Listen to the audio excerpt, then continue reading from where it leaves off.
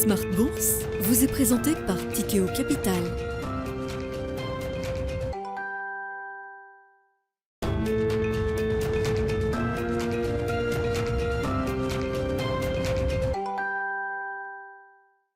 C'est reparti pour Smart Bourse, votre double dose quotidienne de marché en direct sur Bismart. Chaque jour à la mi-journée, 12h30, 13h. Et en fin d'après-midi, la grande édition pendant une heure à partir de 17h en direct, rediffusée à 20h sur Bismart TV. Émission que vous retrouvez chaque jour en replay sur bismart.fr et en podcast sur l'ensemble de vos plateformes. Au sommaire de cette édition ce soir, des marchés qui restent très prudents face à la situation économique et à la situation d'inflation. On a vu encore des chiffres au Royaume-Uni qui montrent que la crise inflationniste, le pic inflationniste n'est peut-être pas passé partout, avec une inflation au Royaume-Uni qui a dépassé les 10% sur un an au mois de septembre.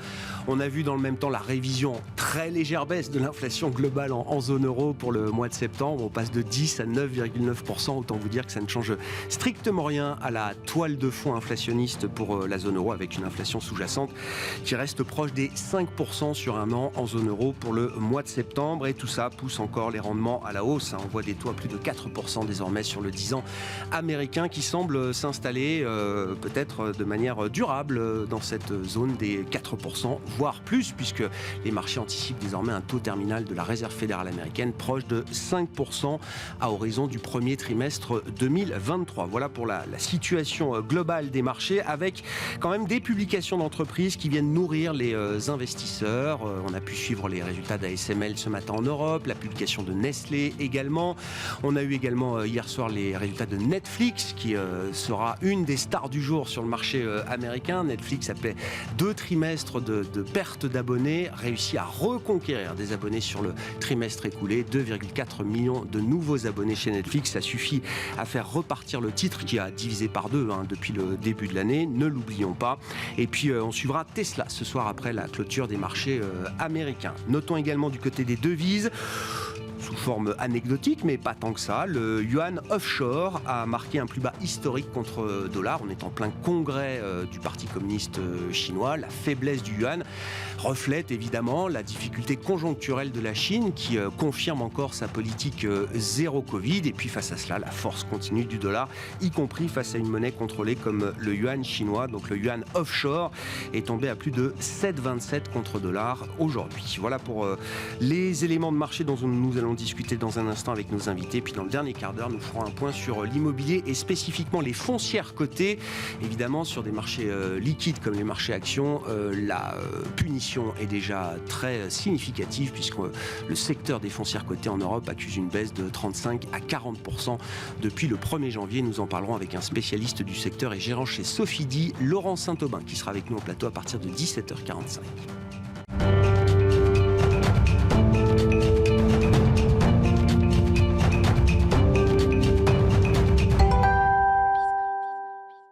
Mais d'abord, le point sur la séance du jour, tendance, mon ami, avec Pauline Gratel qui nous accompagne aujourd'hui dans Smart Bourse. Pauline, effectivement, après quelques jours de rallye, l'indécision domine et le CAC 40, notamment, va terminer sur une note indécise ce soir.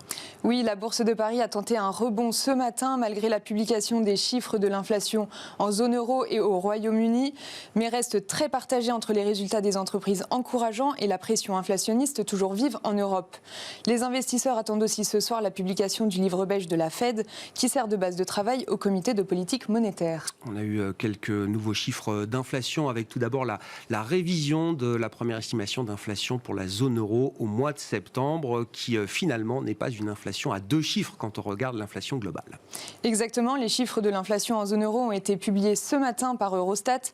Ils s'élèvent à 9,9% sur le mois de septembre. Estimé à 10%, l'indice des prix à la consommation est donc légèrement moins élevé que les prévisions, mais se maintient toutefois à un plus haut record après les 9,1% du mois d'août. On constate donc que l'accélération est bien réelle. En revanche, au Royaume-Uni, l'inflation atteint désormais les 2 chiffres. Oui, outre-Manche, les prix à la consommation ont atteint 10,1% sur un an en septembre, contre 9,9% en août et 10% attendus, un record également depuis 40 ans. Ces chiffres alimentent donc les débats concernant une forte réaction de la Banque centrale européenne la semaine prochaine et de la Banque d'Angleterre le 2 novembre prochain. Et puis, on surveille évidemment de près les grands marchés immobiliers, le marché américain, notamment avec la publication cet après-midi des chiffres de permis de construire et de mise en chantier.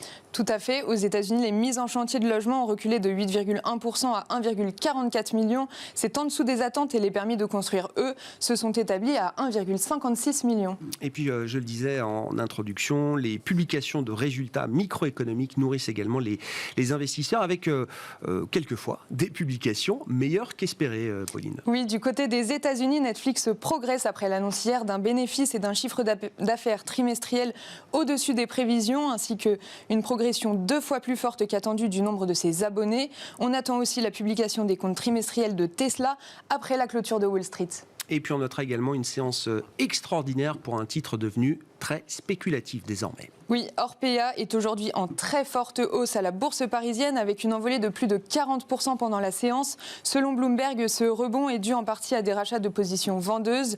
Pour rappel, l'action avait chuté de plus de 80% depuis le début d'année. On note par ailleurs que Nestlé, malgré la publication de ses chiffres et des fortes ventes du groupe suisse, est en recul. Certains analystes estiment que les hausses des prix pourraient avoir un impact sur la demande des consommateurs. Tendance, mon ami, à 17h dans Smart Bourse sur Bismart. C'était avec Pauline Gratel qui nous accompagnait aujourd'hui.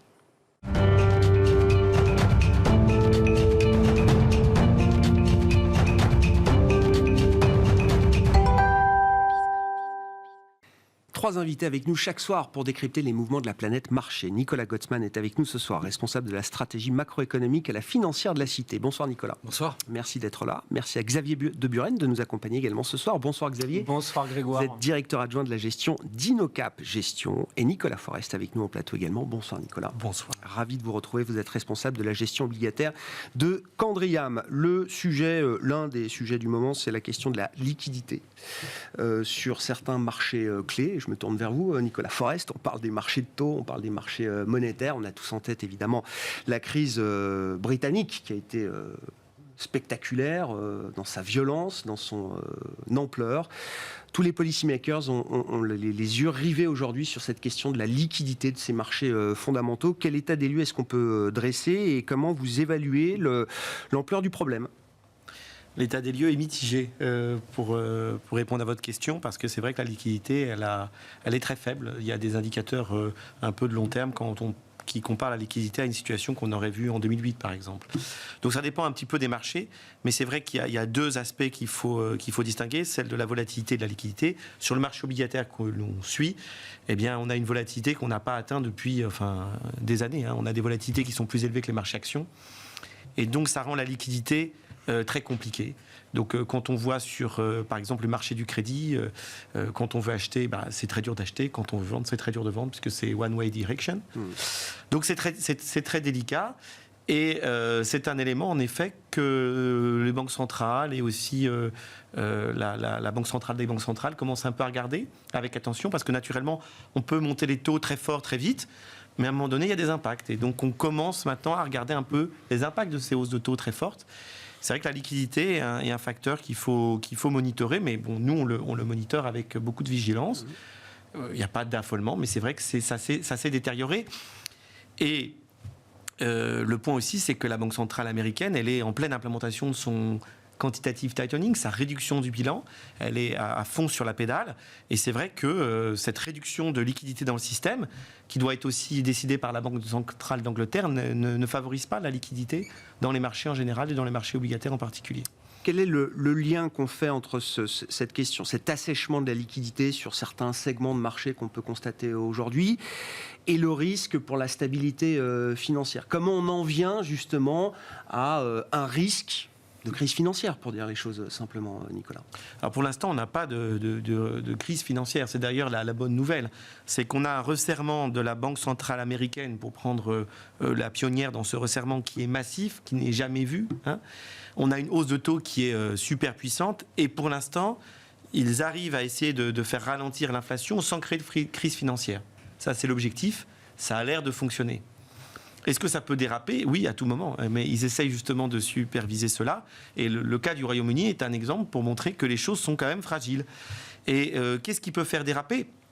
Eh bien, ce sont les secteurs, les entreprises qui sont les plus sensibles à la hausse de taux, qui pourraient faire déraper, je pense, et qui pourraient créer un peu plus d'instabilité financière. Donc je ne pense pas que ça soit forcément la liquidité en tant que telle, mais plutôt pour moi la volatilité, la forte hausse de taux qui pourrait créer des impacts et potentiellement de l'instabilité, soit du côté, par exemple, du secteur immobilier, du secteur assurantiel, du secteur financier, où cet impact des hausses de taux, pour l'instant, n'a pas été encore vraiment matérialisé. Ouais, c'est ce que je voulais vous demander, quels sont les acteurs qui sont en première ligne ou les types d'acteurs qu'il faut surveiller. Donc, on a déjà compris qu'il fallait surveiller les fonds de pension britanniques avec les modèles d'investissement qui sont les leurs. Est-ce que déjà c'est des schémas qu'on retrouve ailleurs? Est-ce que la surveillance qu'on a sur le marché britannique, il faut la répliquer sur d'autres marchés qui auraient des fonctionnements similaires? Est-ce que c'est chez les assureurs vie, par exemple? Est-ce que c'est chez les asset managers? Je pose vraiment les questions que tout le monde se pose aujourd'hui, hein. On a eu la crise financière qui était une crise immobilière puis bancaire. On a l'impression que les banques sont peut-être un peu mieux armées aujourd'hui qu'elles ne l'étaient en 2008 à l'époque, du fait d'une régulation qui a été très décriée d'ailleurs, mais qui sert quand même plutôt aujourd'hui le secteur bancaire. Qu'est-ce qu'on regarde comme type de secteur et comme type d'acteur? Bon, là, c'est difficile comme question. Je sais. Moi, je vois pas par exemple, je vois pas de risque systémique pour l'instant. Quand on voit les acteurs, que ce soit les asset managers, aussi les acteurs cotés de private equity, on voit bien qu'ils ont connu une sous-performance massive, hein. En général, je dirais, ont 30-40% de déjà sous-performance sur leur cours d'action depuis le début de l'année. Donc, c'est quand même déjà largement pricé. La plupart des fonds sont quand même régulés en Europe avec UCITS, avec des valorisations, avec des contrôles de liquidité. Donc, est-ce que c'est systémique? Je ne crois pas. Par rapport au modèle d'assurance, ça, c'est autre chose, ce qu'on a vu au Royaume-Uni, qui n'est pas exactement transposable cas par cas pour l'Europe. Mais c'est vrai qu'il y a des modèles où il y a du mark-to-market et il y a des appels de marge dans d'autres secteurs. Et ça peut créer une accélération à la hausse des taux. Et donc, pour voir de la liquidité, c'est un sujet important. Et d'ailleurs, la Banque Centrale Européenne s'en préoccupe et regarde ça, notamment à travers les TLTRO, à travers les LTRO, et à travers aussi toutes les questions sur le collatéral qui est utilisé, puisque beaucoup de dette allemande est utilisée en collatéral, et ça crée pas mal de mismatch. De mismatch, exactement. Ouais. Donc, est-ce qu'il y a un secteur particulier? Nous, on regarde particulièrement, en tout cas, le secteur immobilier et le secteur assurantiel. C'est ça qu'on regarde particulièrement, même s'il n'y a pas de mur de dette que l'on constate sur ces différents acteurs-là, mais on regarde de façon attentive ces secteurs-là. Voilà, parce que c'est vrai que si les taux accélèrent trop vite et trop fort, il y aura forcément des conséquences qui ne sont pas encore totalement visibles. Dernière question avant de passer la parole aux autres. Est-ce que la situation britannique spécifique est stabilisée aujourd'hui sur le plan des marchés, hein? Je ne parle pas du plan politique. Bon, vous connaissez l'histoire qu'ils ont complètement changé leur plan budgétaire, et on est presque maintenant à de l'austérité, et qu'ils ont mis un ministre des Finances qui est beaucoup plus market-friendly. Je pense que la prochaine étape, ça va être la démission de Liz Truss. Elle ne va pas rester. Je pense qu'elle a perdu toute sa crédibilité, et donc elle ne restera pas. Maintenant, la volatilité va rester parce que le juge de paix, c'est la Banque centrale d'Angleterre. Que va faire la Banque centrale d'Angleterre? Ils doivent normalement implémenter le quantitative tightening, comme l'a fait la Banque centrale américaine. Je crois qu'ils ont officiellement confirmé aujourd'hui que oui, ça démarrerait bien le 1er novembre. Voilà. Et là, je pense que c'est ça, en fait, la grande question, je dirais, de la fin de l'année. C'est qu'on a eu 3 vagues importantes qui expliquent ce crash obligataire. La vague de l'inflation, la vague des banques centrales. Et puis, il y a la vague du déficit et le choc, je dirais, d'offres et le ralentissement de la demande. S'il y a plus de déficit, ici, finalement, il n'y en a pas, et qu'on fait du QT, est-ce que c'est soutenable? C'est ça la grande question. La Banque centrale américaine arrive à mener ce quantitative tightening. Ce projet-là que doit faire la Banque centrale Angleterre aujourd'hui et demain la Banque centrale européenne, ça, c'est le grand défi de la fin de l'année. Et par rapport à la stabilité du marché anglais, du gilt, par exemple, l'épreuve du feu, ça sera celle-là. On va vendre carrément des gilts sur le marché. Est-ce que ça tient? Et même chose du côté de la Banque centrale européenne. Et il me semble que ça, c'est l'épreuve du feu, et je ne suis pas sûr qu'ils y arriveront. C'est les marchés qui font la loi aujourd'hui, Nicolas? Sur cette situation, après ce choc monétaire d'une intensité sans précédent, avec ces questions de liquidité qui apparaissent, on revoit le terme de bond vigilance. On redonne un rôle presque politique au marché dans cette situation. En tout cas, au Royaume-Uni, c'est dans le narratif. Ouais, ce que j'ai trouvé presque amusant, c'est qu'il y a une recherche de la Fed qui a été sortie, je crois, 3 jours après la présentation du mini-budget britannique, qui indiquait qu'il avait trouvé une nouvelle notion théorique qui s'appelait le R double star. Oui. Alors, et donc on avait le R star qui était en fait le niveau d'intérêt à partir duquel on peut avoir un impact, enfin on n'a justement plus d'impact sur l'économie, on ne le ralentit pas et on ne l'accélère pas. Le taux réel neutre. Taux réel neutre, voilà exactement. Et donc on a maintenant le R double star qui est le taux à partir duquel on commence à avoir des problèmes financiers. Et donc à partir du moment où on dépasse ce niveau-là, on peut avoir effectivement des problématiques comme celles qu'on constate depuis quelques semaines maintenant sur les marchés. Et ce qui est intéressant là-dedans, c'est qu'en fait il y a un conflit entre les deux. C'est qu'apparemment le R double star, donc celui qui pourrait provoquer des problèmes financiers, est plus bas que le niveau qui permettrait de ralentir l'inflation. Ce qui pose un problème de conflit au sein de la Banque centrale, c'est que si elle veut ralentir l'inflation, eh ben peut-être qu'elle est censée également... Elle doit prendre un risque financier important. Elle doit prendre un risque financier important, ce qui évidemment n'est pas possible, et ce qui a été, je pense, assez bien, évacué comme question par la Fed la semaine dernière, on va dire sur une séquence d'une dizaine de journées. On a d'abord eu le discours de Lael Brainard, qui je pense était intéressant, parce que justement elle montrait qu'il fallait prendre en compte justement ces problèmes financiers et que peut-être que ça serait bien de se calmer un petit peu, en tout cas pour la suite. Donc ça, c'est le premier élément. Et ensuite, on a eu la réponse de Chris Waller, qui est également assez important dans le board de la Fed, qui lui disait en gros, il ne faut pas qu'on décide notre politique monétaire par rapport à des risques financiers. Ça, c'est un problème qui relève du macro-prudentiel, ce qui est vrai. Ensuite, il y a un problème de timing, c'est-à-dire que si le macro-prudentiel doit faire venir, évidemment, ça met plus de temps, c'est plus difficile de réagir de ce côté-là, et du coup, là, on a un conflit quand même de court terme, et je pense ensuite que Lael Brainard peut-être emportera la décision à partir du moment où on verra éventuellement une accalmie, même légère, du côté de l'inflation. Donc le tout, c'est d'arriver à avoir quelque chose qui satisfasse à peu près tout le monde maintenant, mais le risque qui est pris aujourd'hui, il est quand même relativement important. Je pense que personne n'a envie d'aller dans le mur. Ce qui était intéressant, c'est de voir ce qui s'est passé la semaine dernière sur la séquence New York avec la séquence FMI, Banque mondiale. C'est de voir notamment Janet Yellen qui en milieu de semaine dit il n'y a pas de problème, et le lendemain dit en fait, ce serait bien qu'on fasse attention. Donc, il y a quand même une perception du risque qui commence à être prise en compte qui est assez importante. On voit aussi également les indicateurs qui existent en Europe, donc l'indicateur de risque systémique européen, qui est 2 fois plus élevé qu'il ne l'était au cours de mars 2020 et qui est quasiment à des niveaux qui sont ceux de août 2008. Donc, en tout cas, on ne peut pas dire qu'aujourd'hui, on est dans une situation qui est celle de septembre 2008. Ce n'est pas le cas. Cela dit, ça vaut le coup de faire attention. Et ce qui est évidemment intéressant aujourd'hui, c'est de voir que, oui, les États-Unis sont dans une situation qui est quand même différente de celle du Royaume-Uni et de l'Europe. Les États-Unis, encore une fois, une demande qui est bien plus forte que ce qu'on a chez nous. Ils ont une croissance nominale qui est bien au-dessus de son niveau potentiel et donc qui justifie l'intervention de la Banque centrale. Malheureusement, toutes les actions de la Fed sont copiées par les Anglais et par les Européens qui, eux, ne sont pas dans une même situation. On n'a pas le choix. Alors, on a toujours le choix. Toujours le choix.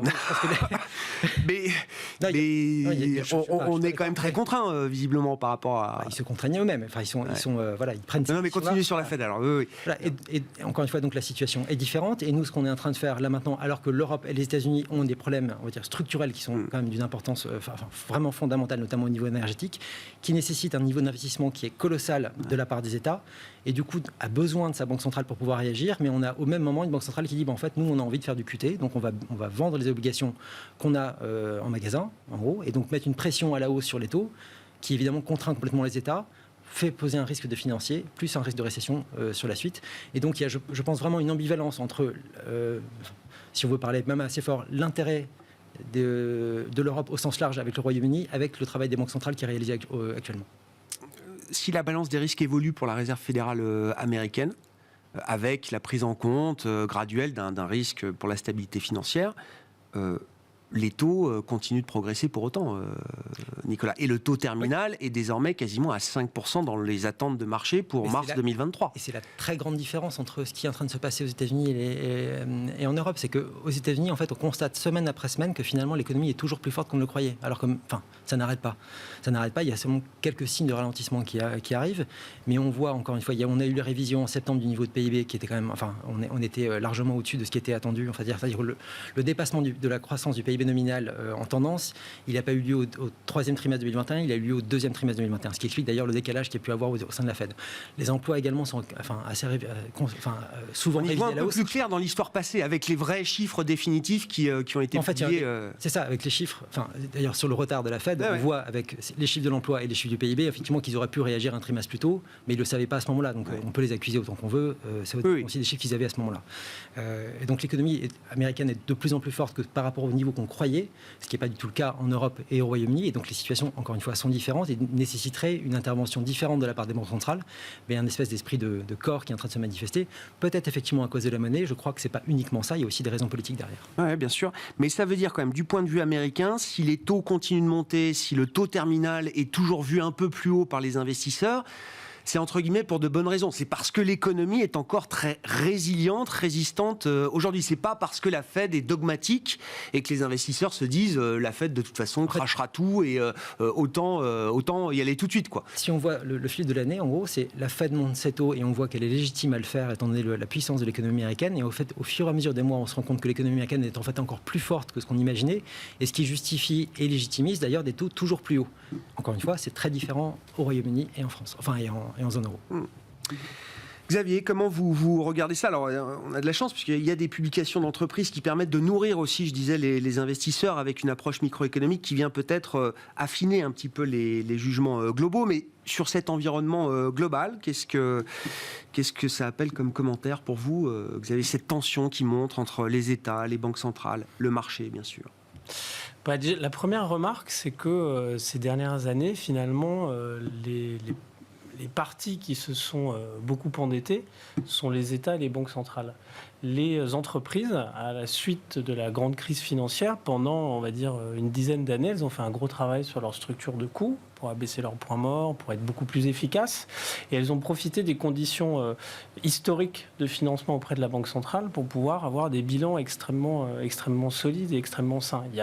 Finalement, les entreprises cotées sont très peu endettées aujourd'hui. Et avec les prochaines échéances de dette qui sont plutôt à partir de 2025-2026. Donc, on a des entreprises qui sont finalement assez saines, qui étaient bien préparées finalement pour faire face à la crise du Covid, qui sont bien préparées, qui ont gardé leur bon réflexe d'être concentrées sur la génération de trésorerie, de pouvoir être assez efficaces pour pouvoir répondre à cette baisse de la demande notamment, et de cet environnement où on a une accélération très forte des taux, donc des conditions de financement. Et finalement, les entreprises, elles sont assez bien armées pour l'environnement actuel. Alors après, évidemment, si ça dérape et qu'on arrive sur des... Là, le problème sera tout à fait différent.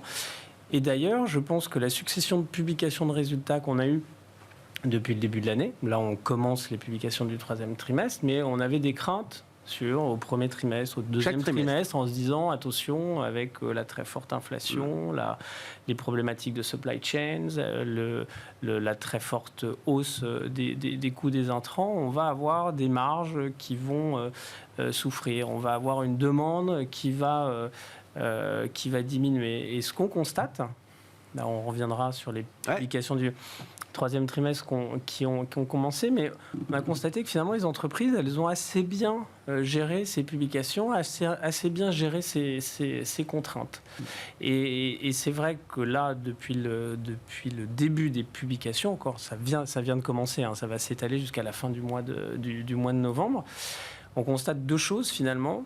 Qu'on a une divergence très marquée entre les bons acteurs, c'est-à-dire les leaders, ceux qui ont des business dans lesquels ils ont des fortes barrières à l'entrée, ils ont un pouvoir de fixation de prix, ils ont de la différenciation à travers leurs services et les produits qu'ils proposent, et qui continuent finalement de dérouler, qui continuent de gagner des parts de marché et qui continuent de bien naviguer dans ces problématiques-là.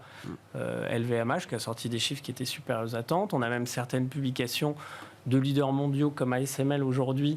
ASML, c'est quasiment 90% de parts de marché sur un pan de son activité, qui sort des chiffres supérieurs aux attentes, qui augmente ses objectifs pour l'année, et puis on peut en citer d'autres.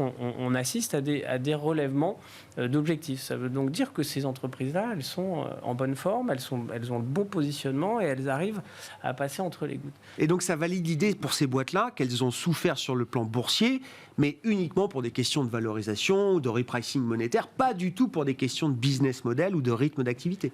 C'est important quand même pour l'investisseur fondamental qui regarde les choses avec une vision un un peu longue. Sur un titre comme ASML qui prend 7% aujourd'hui, c'est le marché constate bien que finalement les craintes, les peurs qu'il y avait sur un ralentissement de la demande des semi-conducteurs, il est réel, sauf que des acteurs qui sont bien placés, des acteurs qui sont parfaitement intégrés sur la chaîne de valeur, ils vont s'en sortir. Donc c'est pour ça qu'il faut être extrêmement sélectif dans les achats qu'on fait dans le marché.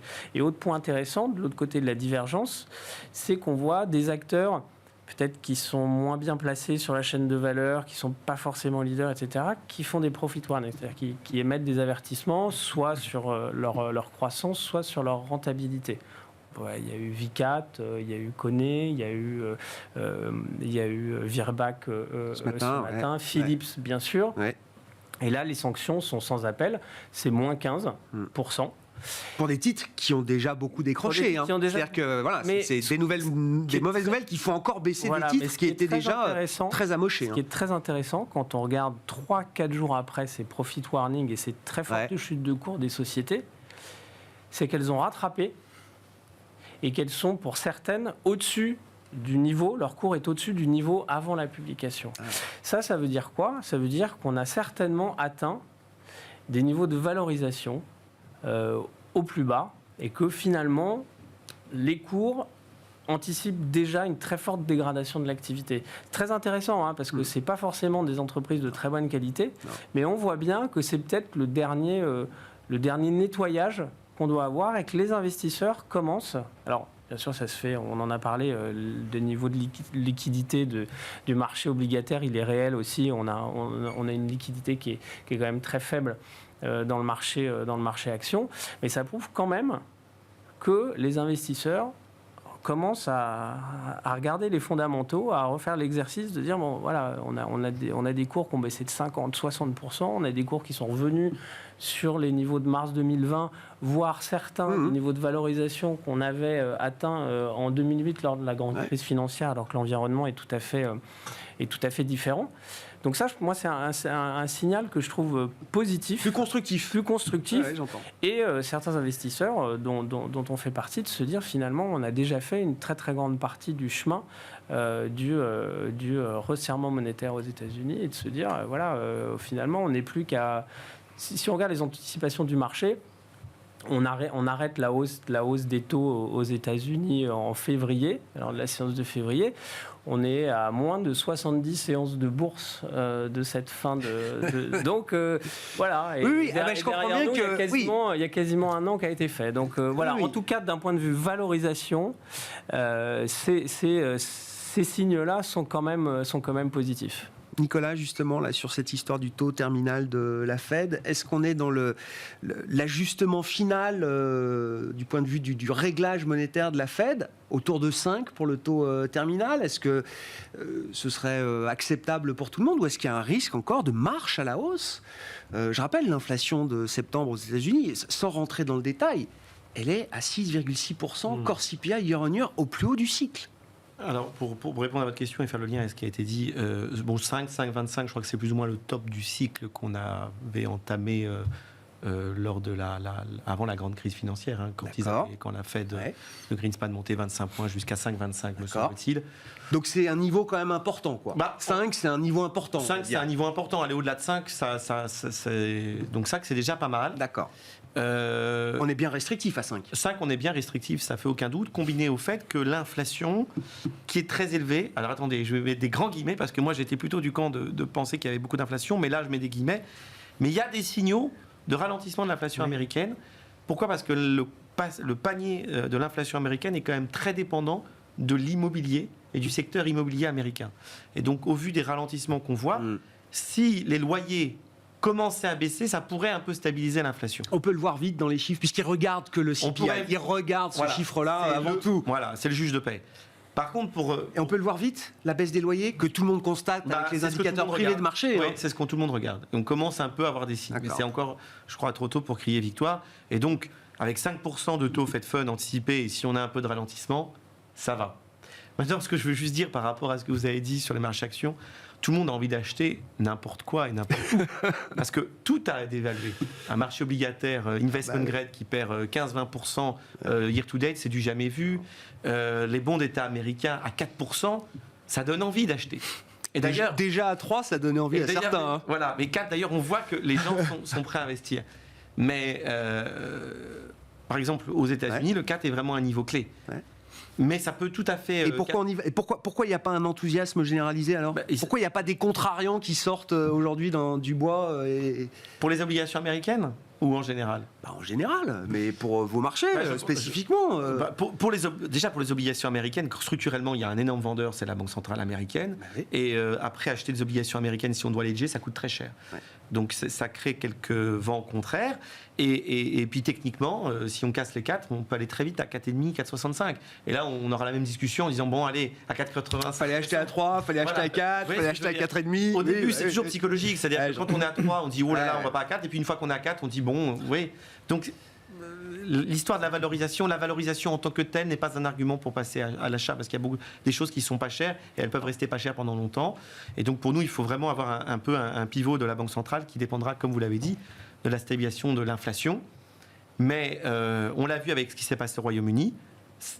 Il suffit maintenant, on est dans une zone où en effet la stabilité financière, ça peut déraper. C'est ça le point, je pense, d'attention, et c'est le point d'attention pour tout le monde. Et tant que ce risque-là ne pourra pas être écarté totalement, il faut rester vigilant. Ouais. Je reviens à la BCE avec vous, Nicolas Gottsman. Donc, interview fleuve d'Emmanuel Macron dans Les Échos lundi, si je ne dis pas de bêtises. Je suis inquiet de voir que certains acteurs de la politique monétaire nous expliquent qu'il faut briser la demande pour contenir l'inflation. Le lendemain, François Villeroy-de-Galhau, gouverneur de la Banque de France, dans le Financial Times, à la une, attention au risque de spirale, citant l'exemple britannique, si les gouvernements sapent les efforts de la BCE pour contenir l'inflation. On a vu au Royaume-Uni un niveau de tension et même presque personnel entre le gouverneur, l'ancien chancelier de l'échiquier, qu'on n'a jamais vu dans un pays du G7, entre la Banque centrale et le ministre des Finances. On se gargarise en zone euro de ne pas en être là, mais on voit quand même une tension qui monte, et une tension verbale. Ces sujets-là, normalement, on ne les voit pas à la une des journaux, Nicolas. Oui, c'est effectivement très intéressant. Première remarque, je ne sais pas pourquoi François Villeroy-de-Galhau commente ce que fait la Banque d'Angleterre ou le gouvernement britannique. Je trouve ça assez surprenant. Bon, on lui pose la question, j'imagine. Oui, quand on lui a posé la question de savoir s'il voulait répondre à ce qu'avait dit Emmanuel Macron, je crois qu'il a précisé qu'il ne préférait pas répondre. Tout en ajoutant d'ailleurs qu'il pensait que, en gros, ce qui était dit par Emmanuel Macron était plus ou moins à côté de la plaque. Ce qui est quand même aussi une chose, ce qu'il n'a pas dit directement, mais ce que le journaliste Martin Arnold répète dans son article. Donc c'est déjà assez intéressant. Ensuite, de voir comment la séquence s'organise, et là je pense que c'est un petit peu intéressant de venir un peu en arrière. Si je reviens en décembre 2021, on a une Banque centrale européenne qui annonce que pour cette année, enfin en novembre, Christine Lagarde dit on n'aura pas de hausse des taux en 2022. Et en décembre 2021, ils arrivent avec un nouveau plan de quantitative easing qui était décidé qui devait être mis en place pour pallier la fin du plan qui était décidé. En janvier, Joachim Nagel arrive à la tête de la Bundesbank. En février, il y a notamment quelques articles de presse qui sont faits qui montrent qu'en fait, Joachim Nagel montre une offensive, en gros, politique pour essayer de rallier notamment pas mal de pays à lui, pour créer une nouvelle majorité et en gros en finir avec la politique qui a été menée durant l'ère Draghi. Avec succès, parce que dès le mois de mars, il y a une modification de la politique monétaire et tout ce qui avait été décidé en mars est annulé et on commence le cycle, on va dire, au quiche de la Banque centrale européenne. Donc on voit qu'il n'y a pas qu'un fait économique, il y a aussi un fait politique qui s'est passé au sein de la BCE. Et on voit ensuite ce qui s'est passé, notamment la semaine dernière, où on a tout le monde, enfin tous les banquiers centraux européens ils sont allés vraiment pas de main morte la semaine dernière en disant qu'il fallait monter les taux à 3%, éventuellement au-delà, alors même qu'on avait eu l'information par Reuters que le staff de la BCE disait 2,25, c'était peut-être le max auquel on pourrait aller. Avec des nouveaux modèles, oui. Voilà, c'est ça. Et malgré ces informations-là, eux disaient, nous, on va aller à 3, au-delà. Enfin voilà, en gros, c'était le plus vite possible, le plus directement possible. Vendredi, on a Luis de Guindos, donc le numéro 2 de la BCE, qui dit qu'en fait, que les projections économiques qui ont été faites en septembre, en fait, on peut peut-être les réviser à la baisse parce qu'en fait, c'est plutôt le scénario baissier qu'il faut prendre en compte, c'est-à-dire d'avoir moins 1% de croissance. Si je reviens à décembre 2021, la croissance qui était estimée pour 2023, c'était plus 3. Maintenant, on est à moins 1, donc on a un différentiel de 4 points de croissance. Donc entre les deux, il y a quand même un petit peu quelque chose. Et donc, on sait qu'également, il y a une impulsion politique qui était aussi provoquée par ça. Donc je pense qu'Emmanuel Macron vient répondre à cette impulsion politique en mettant un peu un haut là. Est-ce que c'est vraiment une bonne idée de venir détruire la croissance européenne pour battre l'inflation, alors même que la même semaine, Philippe Lane, le chef économiste de la Banque Centrale Européenne, annonce que selon des modèles qu'ils ont fait en interne, en fait, on va avoir un impact qui est quasiment 2 fois supérieur sur la croissance que sur l'inflation. Donc en fait, on va surtout détruire la croissance et l'inflation, on verra bien après. Donc effectivement, ça pose quand même pas mal de questions. Et donc on voit la réponse de François Villeroy-Gallo qui renvoie en gros Emmanuel Macron dans ses bulles, comme si la politique monétaire avait en gros son mot à dire sur ce qui se passait au niveau politique. Et on voit le soir même Joachim Nagel, qui était lui encore à New York et qui est allé à l'université de Harvard pour faire une conférence où il répond, je pense, à peu près directement à Emmanuel Macron avec un petit paragraphe où il indique en gros que il cite Wim Duisenberg, donc le premier président de la BCE, en indiquant que quand des responsables parlent comme ça, il entend mais il n'écoute pas. Enfin, voilà, en gros, voilà, ça tombe ça, tout en disant après que de toute façon la récession fait partie de la solution. Et donc voilà, donc on a une banque centrale européenne qui est décidée aujourd'hui à provoquer une récession délibérément pour pouvoir éventuellement avoir un impact sur l'inflation, mais on verra de alors combien. qu'il n'y a pas d'excès de demande. Alors qu'il n'y a pas d'excès de demande, alors que c'est exactement ce que dit Emmanuel Macron. Et c'est quoi la conclusion de tout ça pour vous, Nicolas ? Ils vont commettre des erreurs de politique monétaire majeures au sein de la BCE ? Vu leur passé, ça serait peut-être bien d'être un peu plus humble par rapport à la situation, et notamment quand on a une ère politique de cette mesure-là, par rapport à ce qu'ils sont en train de faire encore une fois. Aujourd'hui, ils sont en train de suivre les pas de la Fed, qui monte les taux pour de bonnes raisons. Eux, ils le font, je pense aujourd'hui, pour de mauvaises raisons. Encore une fois, le niveau de la demande européenne ne justifie pas ce qui se passe actuellement. On n'a pas d'inflation qui est créée par la demande en zone euro. C'est vraiment très majoritairement de l'énergie. Et ce qu'on est en train de faire là maintenant, c'est qu'on donne le signal aux entreprises, en gros, surtout n'embauchez pas, surtout n'investissez pas, au moment même où on a le plus besoin d'avoir d'investissement, justement pour pouvoir faire face à ce qui se passe demain, pour pouvoir absorber éventuellement une inflation plus forte. Ils ne peuvent pas ne rien faire pour autant, Nicolas. Comment ça ? Ils ne peuvent pas ne pas monter les taux. Ils pourraient très bien au moins avoir un discours qui permettrait d'avoir, en gros, de dire, voilà, nous sommes là pour assurer aussi un niveau de demande qui soit stable. Nous devons lutter contre l'inflation, soit, mais nous devons assurer un niveau de demande qui soit stable dans le temps pour pouvoir passer cette épreuve là maintenant et demander, effectivement, et en gros, s'ajouter à un travail qui doit être fait par les gouvernements. Si on regarde ce qui se passe en France, on a l'inflation la plus faible de la zone euro, pour des bonnes raisons. Oui. D'ailleurs, assez proche de celle du Japon, finalement. Oui. En fait, on est plus proche du Japon que du reste de la zone euro. C'est quand même assez intéressant, parce que, justement, la politique était... gagne sur l'inflation, on le perd sur les taux d'intérêt, sur la charge de la dette, sur le déficit et l'endettement de demain. Encore une fois, si vous absorbez l'inflation par le budgétaire, c'est-à-dire, en gros, ça veut dire intervenir sur le pétrole, sur le gaz et sur l'électricité, vous absorbez ça budgétairement. Du coup, vous n'avez pas une hausse de l'inflation HICP et vous n'avez pas besoin, les entreprises n'ont pas besoin de monter les prix comme elles le font aujourd'hui. Du coup, vous avez moins de réaction de la part de la Banque centrale et vous arrivez à corriger le tir. C'est à peu près ce que font les marchés comprendraient un raisonnement comme celui-là, Nicolas ? En tout cas, je pense que c'est un peu plus... Oui, vous apportez beaucoup de finesse dans le raisonnement qui est un peu binaire aujourd'hui pour les marchés. Ils veulent voir des banques centrales qui tapent. Moi, c'est ce que je comprends en tout cas. En tout cas, sur le potentiel de croissance à venir et sur est-ce que le continent européen va pouvoir faire face à ce qui se passe demain, je pense que ce discours-là est beaucoup plus porteur que celui qu'on a aujourd'hui. Bon, alors, l'autre, Nicolas Forest. Non, j'entends ce que vous dites. Moi, sauf que je ne taperai pas sur la Banque Centrale Européenne comme vous faites. C'est un métier pas si facile. Il y a quand même deux bémols à ce que vous dites, la dette et la devise. Parce que là, on fait comme si les taux qui étaient négatifs avec l'argent magique qu'on diffuse, c'est pas forcément toujours soutenable. Et donc, quand vous comparez aux États-Unis, oui, d'accord, mais on n'a pas le même niveau de dette. Donc, continuer à dire on va mettre des taux négatifs. On a moins de dettes. On a moins de dettes, ça dépend des États. En agrégé, on est à moins de 100% pour la zone euro. Ça dépend des États, parce que vous incluez l'Allemagne. Mais ce que je veux dire, quand vous regardez, par exemple... Pour la zone euro, comme un ensemble. Mais là, vous parliez de la France, par exemple. Il me semble qu'ils sont significativement au-dessus des 100%. Mais ce que je veux dire, c'est qu'au niveau quand même de la dette européenne et du niveau général de taux, pourquoi aussi maintenir des niveaux de taux à zéro ? Qu'est-ce qui justifiait ? C'est les mêmes personnes qui critiquaient que la BCE soit des taux négatifs. Voilà, donc quelque part une normalisation, elle n'est pas complètement anormale, surtout que si jamais il n'y a pas de normalisation, la devise ne fait que se déprécier, ça crée quand même un petit peu de dynamique inflatoire. Nicolas, encore une fois, ouais, je considère simplement que le niveau de votre PIB nominal par rapport à sa tendance est un bon indicateur de la situation de ce que vous pouvez faire en termes de banque centrale. Je constate aujourd'hui qu'en zone euro, on n'est pas au-dessus. Je pense que les États-Unis sont largement au-dessus. Je comprends très bien qu'ils interviennent et c'est légitime de leur part. Concernant le niveau de dette en zone euro, je n'ai pas l'impression que ça gêne tellement les Japonais aujourd'hui d'avoir une dette à 260% de PIB Je connais les raisons de ce genre de choses, mais je ne crois pas qu'on soit contraint de ce côté-là. Je ne dis pas que les États doivent s'endetter comme des dingues ou je ne sais pas quoi, c'est pas du tout ce que je dis. Je dis que par contre, la situation actuelle, en gros, de venir resserrer, donc de nous créer une récession de venir accompagner la récession qui se profile aujourd'hui, risque d'aggraver encore plus le mal que ce qu'on ferait si on ne faisait pas ça. L'histoire de Macron, c'est parce qu'on veut quand même faire plus de déficit et on voudrait que la Banque centrale soit encore là pour...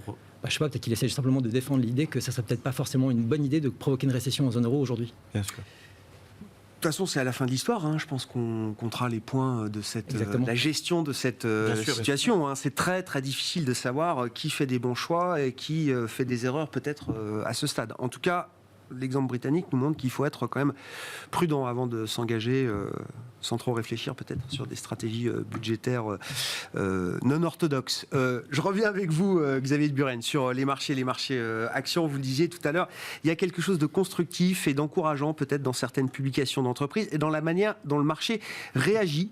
Et c'est vrai qu'on voit depuis quelques jours là des indices actions qui sont revenus tester des niveaux très bas quand même, des gros points bas comme on dit, des niveaux techniques importants. J'ai le sentiment, en discutant avec les gens qui viennent dans l'émission, que personne n'a envie de remettre un euro dans la baisse, d'une certaine manière. Après déjà, un parcours baissier très important. Ouais, historiquement, c'est quand même quand tout le monde est très très noir, très négatif sur le marché qu'on fait les meilleures affaires, les meilleurs rendements. Est-ce qu'on est au pic de la peur ? C'est ça la question. On ne peut jamais investir au plus bas, on ne peut jamais vendre au plus haut. Ce qu'il faut se dire, c'est que quand on voit tout ça, et je rajouterai un petit commentaire positif par rapport à tout ce qu'on a entendu concernant l'inflation, c'est le discours justement des entreprises qui, pour beaucoup, constatent une amélioration assez forte sur le coût des intrants, avec une forte baisse du prix des matières premières, que ce soit de l'énergie. On est très loin des plus hauts qu'on avait pu connaître sur le gaz, sur le pétrole. Les prix de l'acier ont fortement chuté. Toutes les contraintes de transport maritime, etc. Le taux de fret chinois depuis le début de l'année est en baisse, je crois, de 40 ou de 60%. On a des délais pour transporter les marchandises qui sont en train de se normaliser. On voit une normalisation de tous ces éléments qui avaient fortement pesé et qui avaient entraîné cette accélération incontrôlable de la hausse des prix. Et ça, c'est quand même un élément qu'on retrouve partout. Alors, on évoquait certaines sociétés qui ont averti sur leurs résultats, qui sont mal placées dans la chaîne de valeur et qui ont encore des problèmes d'approvisionnement. Et qui n'ont pas cette capacité à pouvoir remonter les prix très rapidement, etc. Ça, c'est des éléments qui sont favorables. Pour revenir à votre question, moi, je pense qu'il faut profiter. Les investissements en actions, c'est du long terme. C'est 5-6 ans. Aujourd'hui, de commencer à... C'est déjà un marché d'opportunité. En tout cas, quand on est professionnel et sélectionneur de valeur, je ne parle pas pour un particulier, je ne veux pas le mettre là-dedans. Mais pour un professionnel, c'est déjà un marché d'opportunité. Le stock picking, la sélection de valeur, d'aller sur ces entreprises de très bonne qualité, à visibilité, à pricing power, à barrière à l'entrée, aujourd'hui, rentrer à ces niveaux de valorisation, on gagne de l'argent dans 5 ans. Donc, il faut avoir un peu de courage et de se dire, voilà, je saisis et à la limite, je pourrais moyenner si le marché continue de baisser, mais de se dire, voilà, je regarde derrière moi, il y a peut-être 80, 85%, 90% de la hausse des taux qui est faite aux États-Unis.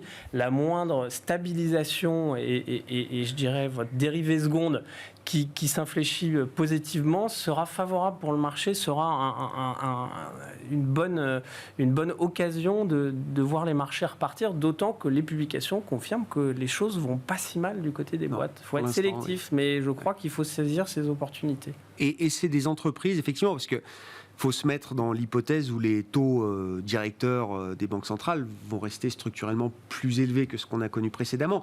Mais à partir du moment où on a de la visibilité, de la stabilité sur ce plan-là, les entreprises sont capables de... Aujourd'hui, vous avez des entreprises qui ont cette capacité à pouvoir maintenir leurs marges, voire les augmenter, et tout en générant beaucoup de trésorerie qui va leur permettre d'investir pour les années à venir, qui va leur permettre de consolider leur marché en faisant des acquisitions. Donc voilà, je crois qu'on a un retour. On avait oublié que finalement l'analyse financière, c'est du dur. Il faut aller et investir dans les entreprises qui créent de la valeur. Il ne faut pas être dans celles qui en détruisent. Et voilà, on revient sur des choses un peu normatives. Un environnement de taux aux alentours de 3%, une inflation à 3%, on avait oublié, mais... réapprend. On revient, On revient à la la réalité. douleur, mais on réapprend. Bon, un dernier mot avec vous, Nicolas Forest. Tous les gens qui viennent sur ce plateau et qui sont sur les marchés de taux ou allocataires me disent qu'il y a des alternatives raisonnables, comme on dit désormais, dans le crédit. Ah oui, ça c'est clair, je rejoins, c'est sûr, il y a des très belles opportunités. Le crédit de bonne qualité en Europe. C'est déjà le moment d'y aller. Ah oui, moi je pense qu'il faut commencer à y aller. Oui, oui. Alors évidemment, comme vous savez, Il faut trouver le papier. Mais... alors il faut investir dans des fonds. Oui, Des bons fonds. Mais parce qu'il faut être sélectif, il faut rester très sélectif. Mais quand on est sélectif, je rejoins tout à fait ce que vous avez dit sur votre commentaire, c'est difficile de trouver le point bas. Enfin, le drawdown, la sous-performance qu'on a vue sur les obligations de bonne qualité, c'est du jamais vu. Et donc ça offre vraiment une belle fenêtre d'opportunité parce que vous pouvez avoir du 4-5%, c'est quand même pas mal. On était à des taux zéro il y a encore peu de temps. Et si jamais la Banque centrale ralentit, ce dont on discutait, eh bien nul doute que c'est intéressant. Ouais. Sur le long terme, je pense que oui, ça offre maintenant une bulle d'oxygène. Après des années difficiles, bonds are back. Enfin des opportunités dans ces marchés douloureux quand même, qui resteront douloureux, et 2022 restera une année à part de ce point de vue-là. Merci beaucoup, messieurs. Merci d'avoir été les invités de Planète Marché ce soir. Nicolas Gottsman, la financière de la Cité, Xavier de Buren, Innocap Gestion, et Nicolas Forest, Candriam, étaient avec nous au plateau.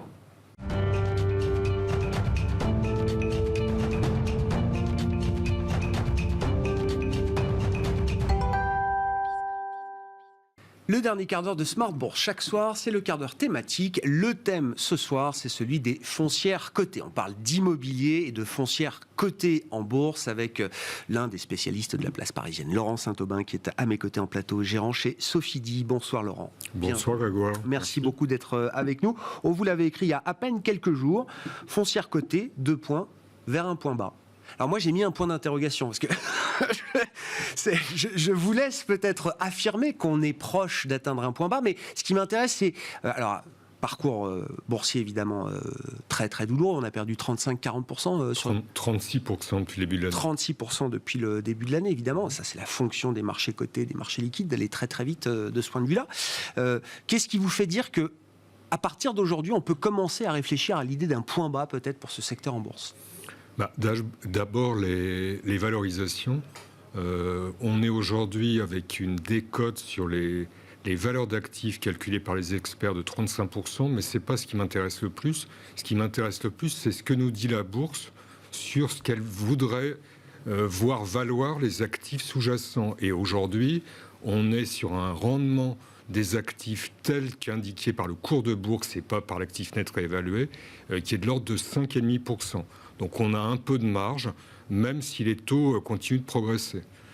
Le second point positif, c'est que les résultats des foncières, on commence à avoir les premiers éléments pour les 9 premiers mois, sont bien orientés sur l'effet de l'indexation, sur les volumes d'activité, et même on a des indications de valorisation qui en gros sont stables. L'effet négatif de la hausse des taux étant compensé par l'accélération des loyers.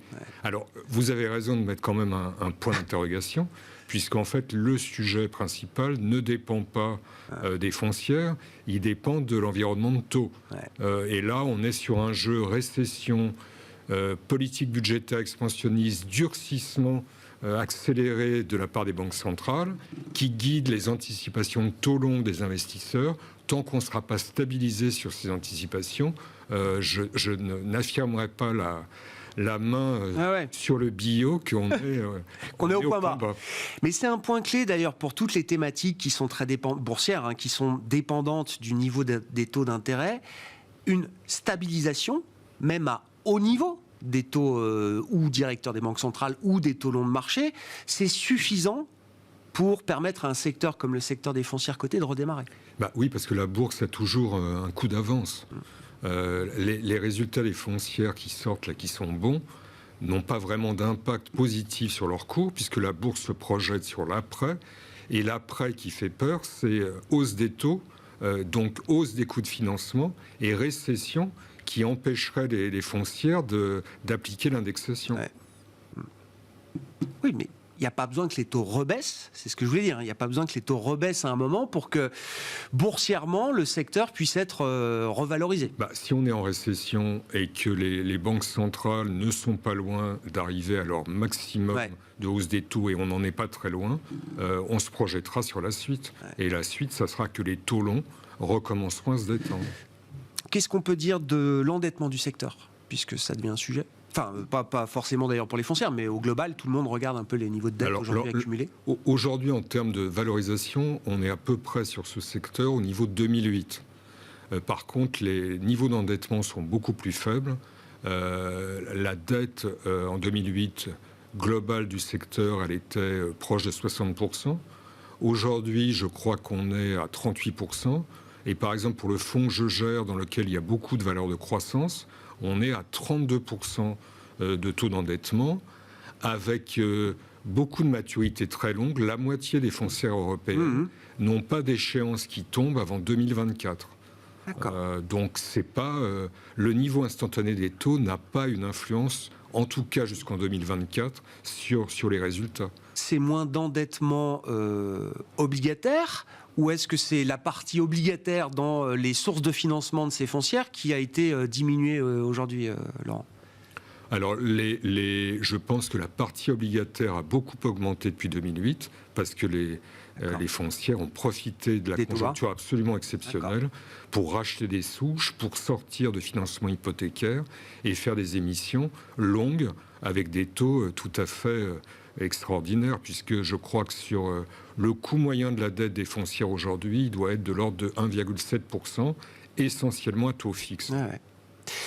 Qu'est-ce qu'on peut dire des transactions physiques ? Parce que quand on discute avec les professionnels de la profession, comme on dit, Laurent, vous êtes bien mieux placé que moi pour le savoir, tout le monde est inquiet sur l'immobilier aujourd'hui, je le dis assez brutalement, mais parce que sur les marchés physiques, autant le marché coté nous donne effectivement, avec une liquidité permanente, nous donne un prix permanent avec une fonction d'anticipation très forte, autant sur le marché physique, les prix ont peut-être même pas commencé à baisser aujourd'hui. Là, je vous pose la question, Laurent. Et ça tétanise un petit peu tout le monde quand on réfléchit à l'investissement immobilier, y compris à travers des SCPI ou y compris à travers des fonds de foncière cotée aujourd'hui.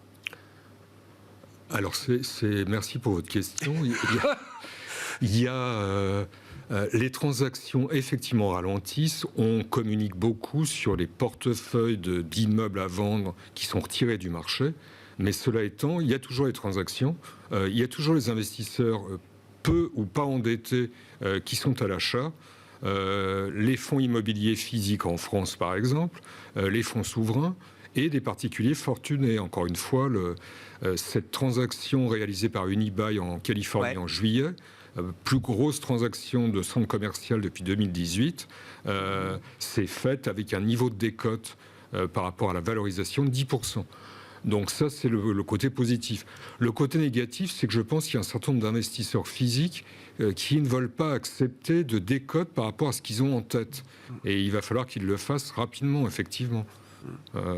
La bourse, en fait, est plus prête à ça. Ouais, j'entends. Quand une foncière se paye avec 60% de décote sur son actif net réévalué, ce qui doit être le cas d'Unibail Rodamco, ça laisse un peu plus de souplesse mentale pour accepter de vendre des actifs avec une décote de 10 ou 20, parce que c'est relutif, en fait. Je reviens sur le rendement qu'on a sur le secteur aujourd'hui, Laurent. Oui, c'est un rendement qui est compétitif par rapport à d'autres, alors des produits à taux fixe qu'on retrouve avec du rendement aujourd'hui sur de l'obligataire, sur du crédit. C'est compétitif, c'est concurrentiel de ce point de vue-là, puisqu'on revoit les stratégies de buy and hold, les stratégies de rendement qui reviennent sur le devant de la scène. Alors, on est... Il y a deux points. Le premier, c'est qu'il y a certaines foncières, en particulier et essentiellement des foncières résidentielles allemandes, qui seraient bien inspirées de couper leurs dividendes. Elles n'ont pas d'obligation de distribution. Donc ça, il faut quand même l'avoir en tête. Ce qui est arrivé avec Unibail en 2020 peut arriver de nouveau. D'accord. Donc il y a quand même des acteurs faibles dans le secteur. Le résidentiel allemand est un segment faible. D'accord. La plupart des foncières ont une capacité de distribution résiliente. Le rendement brut aujourd'hui, il est de l'ordre de 5,5%. une foncière comme Clépierre, que je considère comme très solide, a un rendement de son dividende qui approche 10% aujourd'hui. Waouh! Donc, oui, c'est compétitif. Ce passage des investisseurs de la bourse vers les obligations, on commence à le voir. Ouais. Il faut faire attention. Après, c'est une question de sélection. Il y a certaines obligations de sociétés de qualité qui ne sont pas spécialement attractives. Je pense par exemple aux obligations Gecina qui, sur des échéances de 5-7 ans, rapportent un peu plus de 4%. Par contre, vous avez certains titres obligataires, surtout sur les valeurs anglaises, qui offrent des rendements intéressants. Avec une situation britannique peut-être particulière aujourd'hui en termes de risque. Elles offrent des rendements intéressants parce que c'est un risque qu'il faut rémunérer aujourd'hui. Je reviens à l'idée du point bas. Laurent, on verra, l'histoire nous dira quand est-ce que le point bas, s'il a déjà été atteint ou s'il sera encore atteint peut-être devant nous. Mais s'il faut se préparer à ce point bas, ça veut dire qu'il faut se préparer aussi à une reprise, une recovery boursière. Comment on organise le portefeuille justement dans l'optique de cette recovery qui viendra bien un jour? Je crois qu'il y a deux critères à prendre en compte. Le premier, c'est la qualité des bilans. Donc effectivement, moins une foncière est endettée et plus ces échéances de dette sont lointaines, mieux c'est.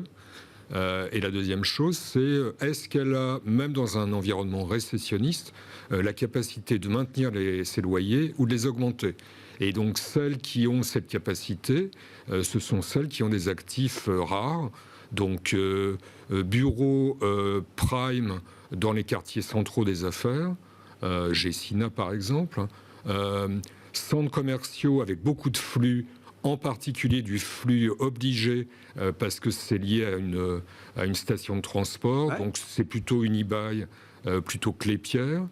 C'est un secteur que j'adore, qui est le secteur du stockage pour les particuliers, qui, compte tenu de loyers extrêmement faibles, a cette capacité d'augmenter ses tarifs d'une façon indolore, de la même façon que dans le domaine de la consommation, le sopalin ou les coquillettes. En gros, les gens n'hésitent pas à se prendre 10%. Oui, c'est un petit ticket, quoi. C'est un petit ticket. Et on peut accepter la hausse de prix sur ces petits tickets de consommation. Et le dernier segment, c'est la logistique urbaine, où on est toujours sur une demande extrêmement forte. Merci beaucoup Laurent. Merci pour votre éclairage sur ce segment de l'immobilier coté, des foncières cotées. Vous en êtes spécialiste, Laurent Saint-Aubin, qui était avec nous ce soir dans le quart d'heure thématique, gérant chez Sofidy. Voilà pour cette édition de Smart Bourse ce soir. On se retrouve demain en direct à 12h30 sur Bismart.